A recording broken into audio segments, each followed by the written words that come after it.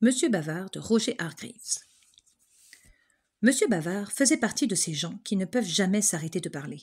Il parlait à tout le monde et à n'importe qui. Il parlait de tout et de rien. Il parlait tout le temps. Continuellement. Interminablement. Quand il n'avait personne à qui parler, il parlait tout seul. « Bonjour, monsieur Bavard, disait-il. « Bonjour, répondait-il. Quel beau temps. Oh oui, beau temps pour la saison. » Et patati et patata. Il habitait dans un charmant village. Sa maison ne ressemblait pas du tout à un moulin. Pourtant, les gens du village l'appelaient « moulin à parole ». Tu devines pourquoi. Un matin, le facteur apporta une lettre à monsieur Bavard. « Bien le bonjour, dit le facteur. »« Ah, monsieur le facteur, répondit monsieur Bavard. Moi aussi, je vous souhaite une bonne journée. Mais comme je le disais pas plus tard qu'hier, ou avant-hier, je ne sais plus, enfin peu importe, comme je le disais donc, nous avons de belles journées cette année. Mais peut-être que je me trompe, en tout cas lundi, ou plutôt mardi, oui c'est ça, mardi, il faisait un temps vraiment magnifique, vous vous souvenez? Et patati, et patata. Il était midi quand le pauvre facteur put enfin continuer sa tournée. Au début de l'après-midi, monsieur Bavard s'en alla chez le marchand de chapeaux. « Bonjour, monsieur Bonnet, dit-il au chapelier. Voyez-vous, je voudrais vous demander si vous pensez qu'il serait possible, si ce n'est pas trop cher, mais bien entendu je vous fais confiance, de me faire un nouveau chapeau sur mesure, parce que, c'est bien simple, le chapeau que j'ai sur la tête est, comment dirais-je, un peu démodé. Enfin, pas vraiment, mais voyez-vous, je l'ai depuis, attendez que je calcule, depuis 10 ans, mais non, suis-je bête? Et patati, et patata. Quand le marchand put enfin placer un mot, et même plusieurs temps qu'il y était, il promit de commander un chapeau pour monsieur Bavard, et il prit ses mesures. Puis il poussa monsieur Bavard, qui parlait toujours, vers la porte, ferma son magasin et rentra chez lui pour le dîner, qui était froid parce que madame Bonnet avait fini de le préparer depuis des heures.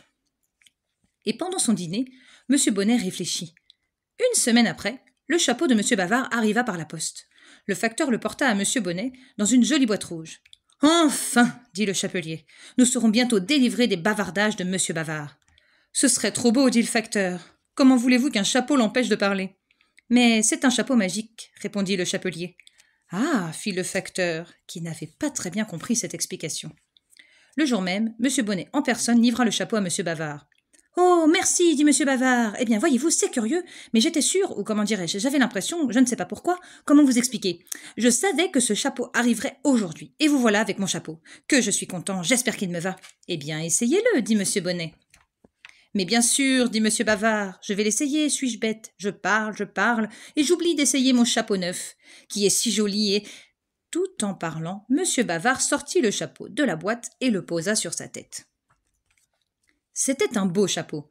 Ah oui, dit monsieur Bavard, je dois dire que ce chapeau est, comment dirais-je, mais oui, certainement, c'est l'un des plus beaux chapeaux que j'ai jamais vus, et pourtant, j'en ai vu des chapeaux, et... Tandis que monsieur Bavard parlait, il se passait de drôles de choses. Plus monsieur Bavard parlait, plus le chapeau grossissait. Monsieur Bavard continua à parler, et le chapeau continua à grossir. « Je n'y vois plus rien, s'écria monsieur Bavard. C'est curieux, j'y voyais bien, et tout à coup, soudain, oui, comme ça. » À présent, le chapeau recouvrait monsieur Bavard de la tête aux pieds. Monsieur Bavard s'arrêta de parler.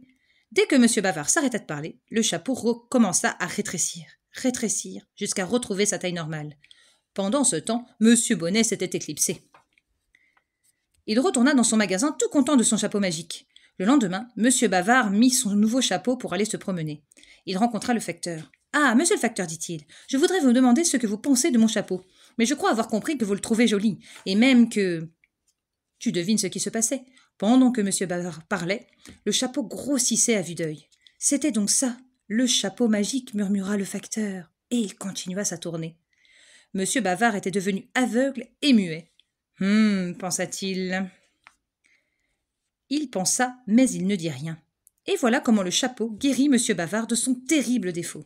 Car chaque fois qu'il parlait, il était obligé de s'arrêter au bout d'1 minute ou 2, et il finit par s'y habituer. Tu ne crois pas que monsieur Bonnet mérite un coup de chapeau ?